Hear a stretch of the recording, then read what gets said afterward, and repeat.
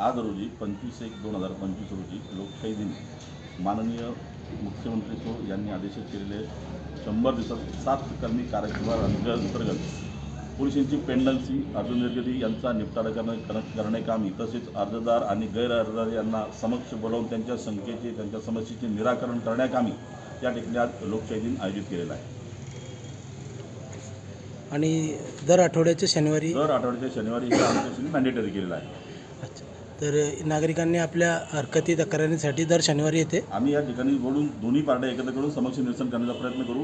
प्रयत्न नसेल होत तर त्या अनुषंगाने गुन्हे दाखल करू आणि त्यांना न्याय देण्याचा 100%